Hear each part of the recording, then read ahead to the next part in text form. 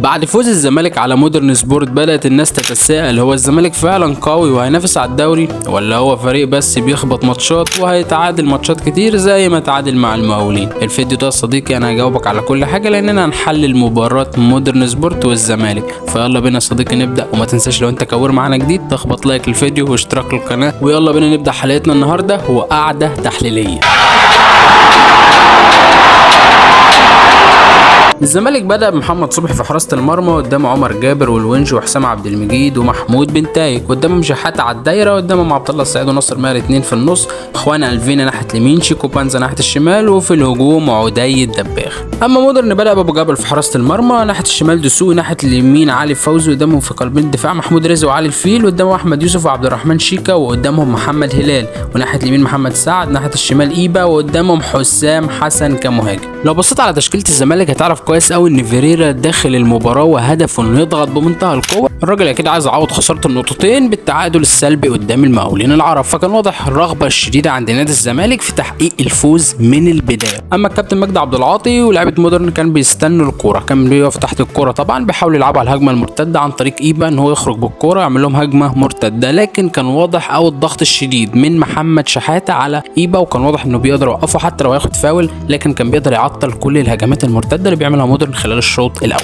لحد ما قدر الفينا انه يفك كل التكتلات ده بهدف موجود عالمي. طبعا اسيست رائع من عبد الله السعيد، تمريره حراريه للاعب خوان الفينا اللي قدر ياخدها على شماله ويسجل هدف عالمي، هدف برازيلي. بصراحه انا عاجبني اللاعب داخل في مود الفريق، الراجل بينفعل مع الجمهور بشكل كبير وبيتفاعل معاه بشكل كبير جدا، الراجل بيلعب بمهاره عاليه جدا وبثقه كبيره جدا، تحس انه متربي جوه الزمالك. الراجل طبعا ما يعني تحس ان هو عايش في الدوري المصري رغم ان هو اول مره يلعب في الدوري المصري، لكن الراجل واخد الاجواء بشكل قوي جدا بصراحه. فواضح ان اللاعب حابب التجربه وحابب يظهر بالمستوى ده، لان اللعيبه البرازيليه كلنا عارفين ان هم بيحبوا التفاعلات من الجمهور، والراجل واضح انه عايش اللحظات دي من اليوم الاول بصراحه، باين عليه جدا. الراجل مهتم جدا جدا بالجمهور، وبيحاول يتفاعل معاه مع اي لقطه، بيحاول يشجع اللعيبه، وبصراحه هو باين ان هو لعيب موهوب، لان من لمساته بصراحه اللعيب مميز جدا. الراجل عنده ثقه في نفسه عاليه جدا، بيحاول يمسك الكوره ما بيخافش، يعني رغم انه اهدر واحده بعدها بعرضيه من شيكو بانزا، لكنه بصراحه كان نجم الشوط الاول بلا منازع.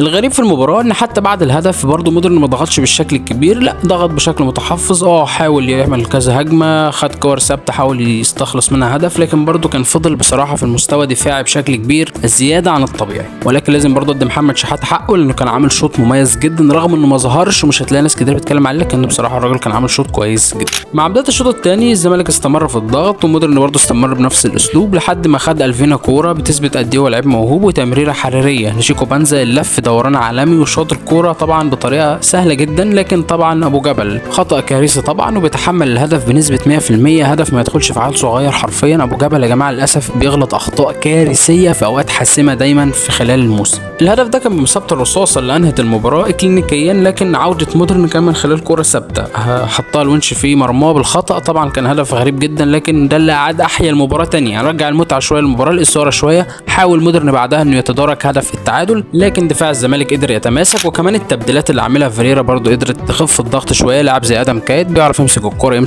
يمشي بالكوره شويه، فده برضو خفف الضغط شويه عن مدافعين نادي الزمالك، مع وجود لعيبه مميزه في الدفاع زي حسام عبد المجيد طبعا، وزي بنتايك لاعب مميز جدا يا جماعه على المستوى الدفاعي، بصراحه انا بحبه جدا على المستوى الهجوم. الراجل دفاعيا 10/10، ده نادرا ما تلاقي له اخطاء، الراجل دفاعيا 10/10 حرفيا، بيأدي الدور الدفاعي بامتياز، محتاج بس بعض التطورات الهجوميه رغم ان هو بيهاجم ولعيب كويس برضو، بس لسه الحته الهجوميه مش 100%، لكنه يا جماعه ظهير مميز جدا، انا شايف ان صعب جدا ان فتوح يلعب عليه تاني.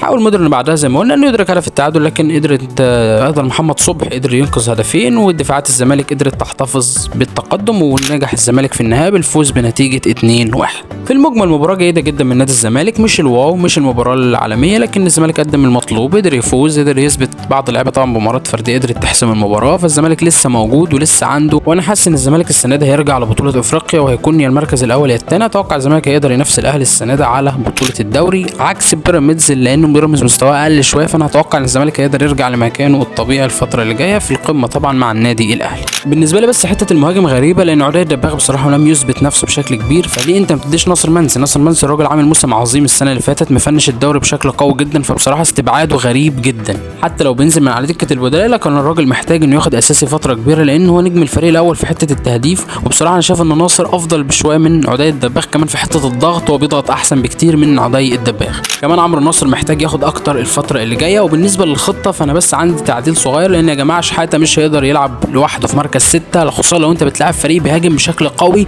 فهيكون صعب جدا انك تحط شحاته لوحده، فلازم حد يسنده، لان شحاته لعيب بوكس تو بوكس اكتر منه لعيب رقم 6 كمان. وهنا بتكلم عن مباريات معينه، المباريات الهجوميه زي بيراميدز، زي الاهلي، زي المصري، زي سيراميك كليوباترا، زي الانديه، زي زد، زي لعيبه الفرق اللي بتهاجم وبتلعب كوره حقيقيه. كمان حته ادم كايد، في ناس بتسال هو ليه ما بيلعبش في نص الملعب مكان عبد الله السعيد مثلا، فالموضوع صعب يا جماعه. لما لعب ناصر وادم كايد الاثنين في خط الوسط، فانت حرفيا بتذبح اللعيب اللي وراهم، لانه بيتحمل الضغط بشكل كبير كاملا عند خط الوسط. فطبعا لو هيلعب ادم كايد لازم يخرج ناصر ماهر او شيكو بنزا، وتلعب ادم كايد على الجناح، ده المكان الوحيد اللي هتقدر تلعب الراجل ده فيه، او زي ما قلنا مكان ناصر ماهر، لكن تحطه جنب ناصر الموضوع هيكون صعب جدا جدا.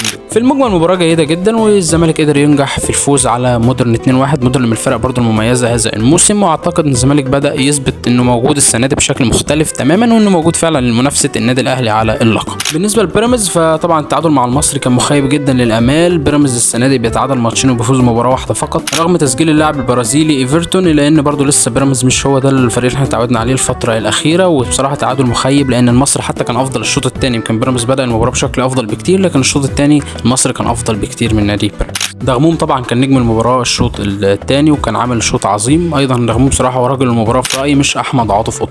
بالنسبه للاسماعيلي والاتحاد، مباراه طبعا كانت غريبه جدا، فوز مهم جدا للاتحاد وللكابتن احمد سامي في عوده مشواره في الدوري المصري. الاسماعيلي محتاج يشتغل اكتر الفتره اللي جايه. بالنسبه لغزل المحله فبصراحه مشوارهم غريب جدا، الراجل ما بيسجلش اهداف، ما بيجيش فيها اهداف، ما بيكسبش ولا بيخسر، كل مباراته تعادل. حاجه جميله جدا الكابتن علاء عبد العال، طبعا 3 نقاط مهمين جدا في بدايه الموسم من 3 تعادلات، فبصراحه نتائج جيده من الكابتن علاء عبد العال. بالنسبه لبقيه المباريات فزد تعادل مع سموحه 1-1، البنك الاهلي وتعادل مع كهرباء الاسماعيليه 1-1، طلائع الجيش فاز على فاركو 1-0، وبتروجيت ايضا فاز على وادي دجله بهدف نظيف. تعادل سلبي من المقاولون وحرس الحدود، وفوز سيراميكا على انبي 2-0. المباراه كانت مميزه جدا، سجل السوليه هدف عالمي، وسجل اسلام عيسى الهدف الثاني. ويعني الكابتن علي ماهر بصراحه انا شايف انه بدا كده يعتبر بدايه الدوري الحقيقيه للكابتن علي ماهر هذا الموسم. وبس كده صديقي، وده شكل الجدول في النهايه. تقدم المصري في المركز الاول، للزمالك اليزيد، بتروجيت، بيراميدز، الاهلي اللي لعب مباراه اقل. وبكده تكون انتهت حلقتنا صديقي الكوير. اتمنى تعملوا لايك للفيديو واشتراك للقناه وشير للقناه عشان نقدر نكبر بدعمكم. اتمنى تدعمونا بكومنت ايضا. استنوا حلقه مميزه جدا عن التوقعات للاسبوع الكروي القادم، وشكرا جدا، سلام.